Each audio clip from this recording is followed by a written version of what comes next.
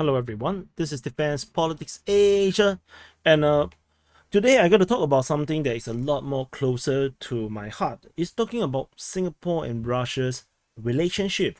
And so I want to show you this footage, this very crazy, welcome that the United Arab Emirates have gave to Putin on his arrival for some talks.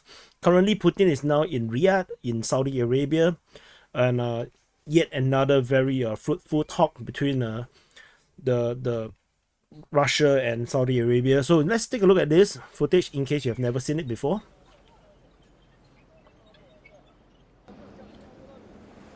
So this is Putin in his car, and he's welcomed by a lot of camels and horses with all the Russian flag and UAE flag. And check out the skies.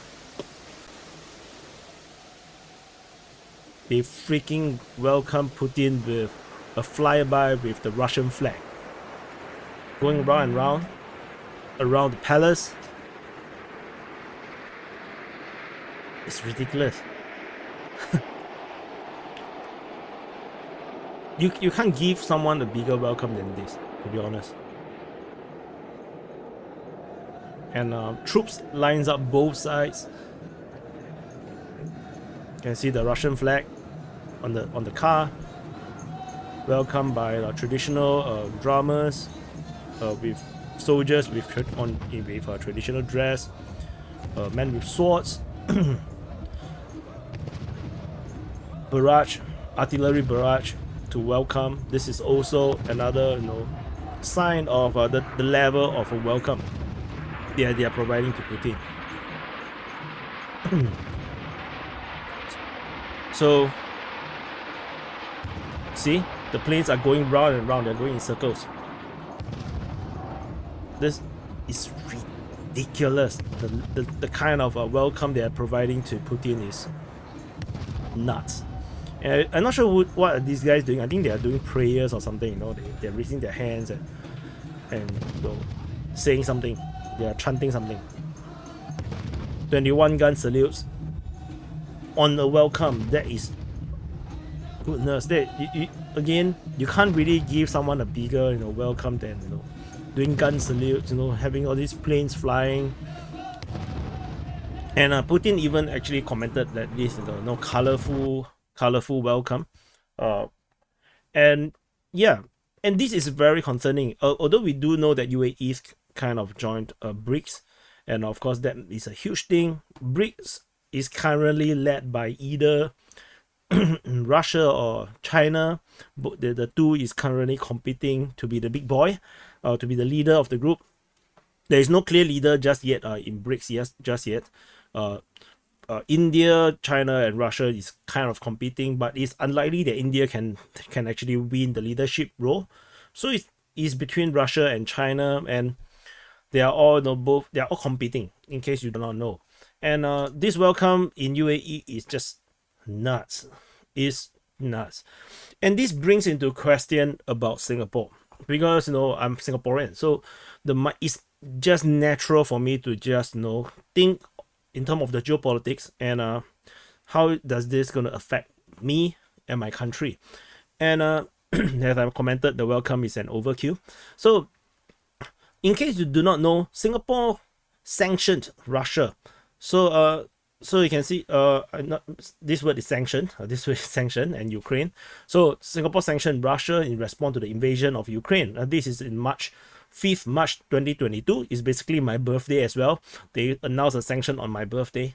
Well done, good play, And let me reduce the lighting. Yeah, this is very bright. So this is the Monetary Authority of Singapore. Basically, it's like the central bank of Singapore. Basically, talking about the sanctions. So this sanction is real. Russia is very, very offended by this. By this. In Russia's opinion, this is a backstep by Singapore. We basically backstab Russia because Singapore and Russia have pretty good relationship. Singapore is always known to be pretty neutral. We don't get involved with foreign conflicts. We are basically a signatory of the non-alignment movement. So to suddenly see us sanctioning them, it came probably as a big surprise, because it is a huge step, and it is a step that no one in ASEAN took. ASEAN is the Association of Southeast Asian countries or nations. Basically, no one in Southeast Asia have sanctioned Russia at all. Not Philippines, even though Philippines is a so-called puppet, but there's like even Philippines did not sanction Russia, Indonesia didn't, Malaysia didn't, Thailand didn't, Vietnam didn't. Don't even talk about Laos, Cambodia, Brunei. Singapore is the only country in the Southeast Asia that sanctioned Russia, and this actually offended Russia so much that we are listed as the unfriendly country. You can see in 3 days, Russia decided to list Singapore as a unfriendly country, and basically every corporate deal will now have to be approved by Moscow. Basically, it's a sanction. It's a counter sanction by Moscow, and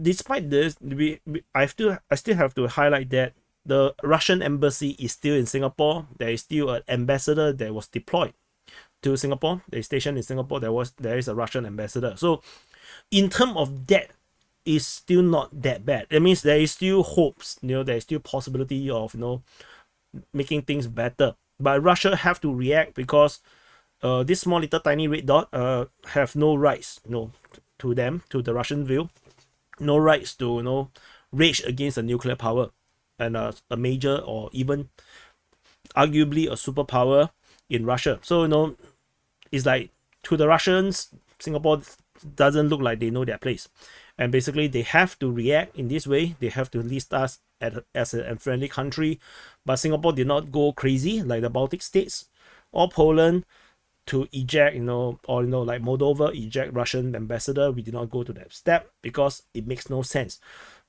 During these days, this is March 2022, after the sanction was revealed, the ground sentiment in Singapore is terrible. Singaporeans is question the government on why is the government sanctioning Russia. Because we did not sanction United States when United States go into war without in so-called illegal war into Afghanistan or Iraq, mess with Syria, or when NATO attacked Libya, attacked Yugoslavia. Singapore also did not sanction any of these Western countries. So this is not met with good sentiment in the ground, and this caused a lot of reaction by the ministers. They have to kind of like explain to the people. So bad was the ground sentiment that the Prime Minister have to actually come out and actually say more. And this is not just the Prime Minister. I remember during those days, multiple ministers also on their social media tried to explain that Singapore took a principled stance that we are against any invasion by any country of any other country, and this basically just backlash even more, because the hypocrisy is just too much that for the people to accept. Especially we have a substantial Muslim population, and a lot of these invaded countries are Muslim countries, by the Americans and whatnot, and we did nothing and said nothing then. So why now suddenly we have to do something? And this is really kind of surprised the government, I would say. I think the current government didn't expect the kind of backlash that our actions take for a war that's so far away, and a country that basically have very, very little influence on Singapore, which is Russia. And we can see that by April, 1 month later, Singapore basically abstained from voting to suspend Russia from the United Nations human rights body. Basically a backtrack. So we sanctioned Russia, but we actually do not want to do further. And to not follow through. So everyone that sanctioned Russia basically followed through with the vote to suspend Russia, but Singapore did not do that. This is in my opinion a reflection of the government realizing that they have kind of blundered and made a certain mistake that the people do not support. And you can actually see this change by actually this year, 2023, this year. You can see March 2023, one year on since we sanctioned. Basically the law minister, the home affairs and law minister K. Shanmugam, basically in a keynote for a think tank, basically the ASEAN's Yusof Ishak Institute of Think Tank, basically he mentioned about how the stance have changed. And this keynote that he mentioned talked about how we took a firm stand, we co-sponsored and voted against Russia, and basically sanctioned Russia, and the only Southeast Asian country to sanction Russia. So basically, but then he then mentioned that it's not about being pro or anti-Russia, he's and basically saying that the war, there's a humanitarian crisis in Ukraine, thousands are dying beyond said, but the war has to end. And basically, saying a lot of things. If I didn't remember wrongly, basically saying that this war is basically unwinnable or something like this. Saying that Russia is is much more important. The Russia's security concern has to be taken seriously, and this is actually a surprise because the entire point of the Russia's invasion of Ukraine was because its security concern wasn't taken seriously. So suddenly he's talking about some of these Russians' perspective, which was not mentioned 1 year prior to this statement, and this is the Singapore's changing narrative, and it was then questioned in Parliament by the opposition to ask that if this is a reflection of government's view, and Singapore's foreign minister basically said that this is actually Singapore's this actually reflects the view of the Singapore government, which actually shows that the Singapore's government's view regarding Russia's operations in Ukraine has changed. We have suddenly went back to being neutral and being more neutral, like what DPA is. I'm very neutral about this entire war because it's basically none of our business. However, it does not change the fact that we still is an unfriendly country in Russia's eyes, and we are still holding the sanctions on Russia, which comes back to this thing, where I talk about this welcome that the world is changing, the geopolitics is changing, and if you can see within ASEAN, the Association of Southeast Asian Nations, you can see that Singapore flag is over there, and there is ASEAN working meetings with Russia, and this happens quite often, and Singapore is involved because we have no choice. We cannot just don't go because this is an ASEAN level thing, and we are part of the ASEAN, so we have to attend.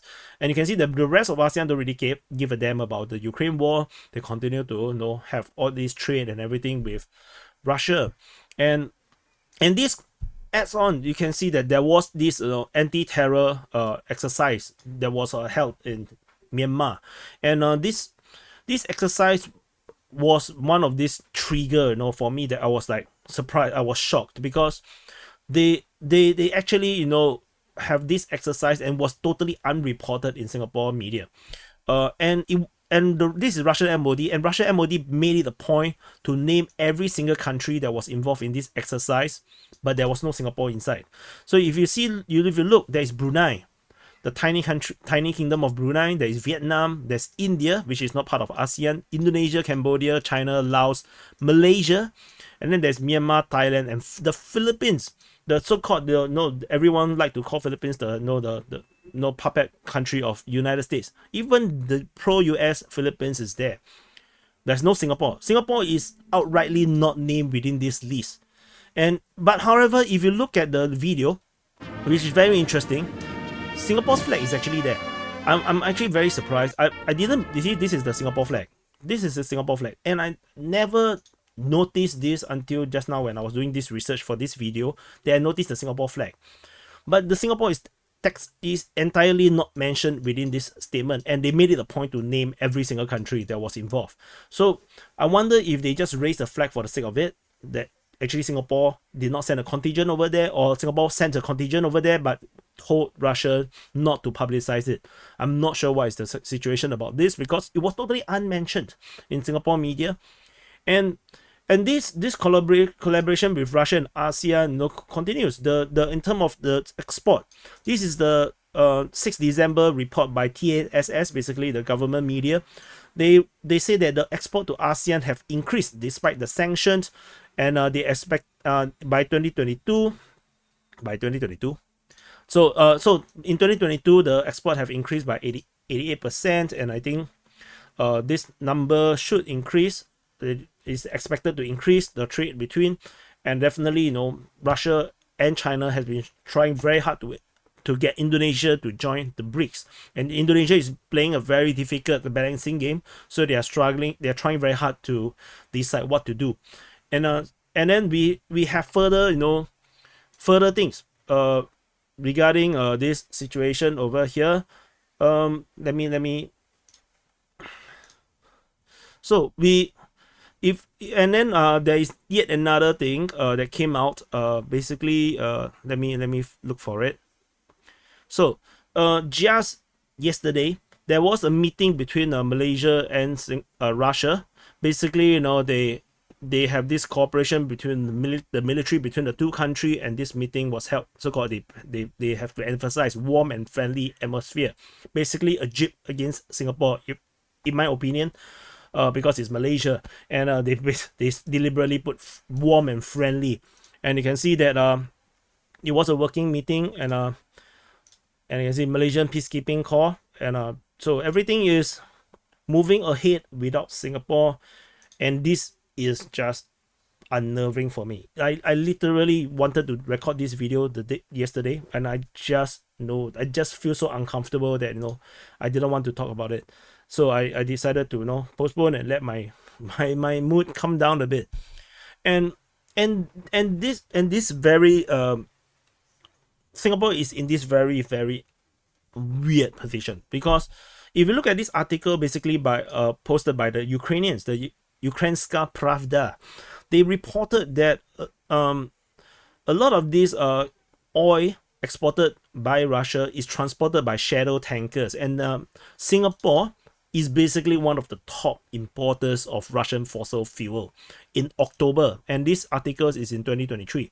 So basically, Singapore, despite in they are sanctioning Russia, Singapore is also, you know, continuing to buy Russian oil because it's just cheaper, and basically this is putting Singapore in a very, very awkward position where we wanted the trade, we want this relationship, but we will have to sanction Russia, and just to please somewhere in the West.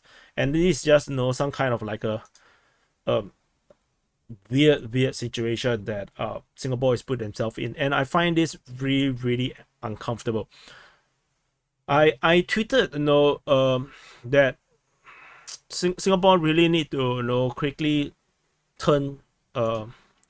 rethink their position, because this is definitely, you know, not very okay, because the world is moving on. The multipolarism is seemingly the norm now. Every single country, you know, especially in the Middle East, is now moving forward to have closer relationship with Russia. Many countries has expressed intention to join the BRICS, and Singapore has not even, you know, raised anything about, you know, being an observer in BRICS. Even we are not inside the SCO, the Shanghai Cooperative Organization. Singapore is basically not really part of the, you know, Belt and Road by China. Russia is deliberately not talking to Singapore about most stuff, and we are not even shown inside the that military exercise, which I'm not even sure if Singapore is in it. It is just, you know, very unnerving, because if you're following DPA's coverage of the Ukraine war on the DPA War channel, you probably already know that Russia is definitely winning, and Ukraine is basically on its last leg. There is not much left with Ukraine, and with more time goes by, you will see the escalation, or the, you know, this snowballing of Russian advantage in the battlefield. United States have already, you know, failed to pass the resolution to give more money to Ukraine. So basically, there is basically not much money left to give, or not much stuff to give to Ukraine. I think the only one that is still committing is Germany. and United Kingdom basically have nothing much to give. France is in its own turmoil. I'm not sure if they can give more. But Baltics have nothing. Poland is now just militarizing for themselves. So the Ukraine is basically doomed. No, this war is basically, we are now in the beginning of the end for the Ukraine war. So if Singapore is continuing to delay, then delay this reconnection with Russia in terms of relationship. My worry is that we might go the way of the Europeans, where everything will just go downhill, and we do not have a sufficient runway to get things back into normalization. So while BRICS is still not established who is the clear leader just yet, I think Singapore should move faster. And and if Indonesia joins BRICS, India join BRICS, basically most of the big economies have joined BRICS, and Singapore is not in it, then I think it is going to be tremendously problematic for the future of Singapore. Singapore is now in a very, very comfortable place. Generally speaking, economy is well. We are dealing well with the inflations. We are fighting off all these crazy economics that's happening all around the world largely, and we are keeping up with the US constant inflation, or rather not inflation, but the rising price of US dollars, to continue to keep pace with them. Singapore is able to do that. So Singapore is doing decently well, generally speaking, but I worry that this is the peak, and everything else later will be just downhill. So this is why I'm raising this issue, and so I think hopefully this will not be the case. I hope that the government will do more, and just to share more with you guys. And most of my viewers are not from Singapore, so this is the geopolitics about Singapore and Russia, and so maybe this will give you some insights about this part of the world, and hopefully you will find this interesting, and do let me know in the comments what you think, and also if you like this style of videos. And then, anyway, thank you for watching, and I'll see you in the next update.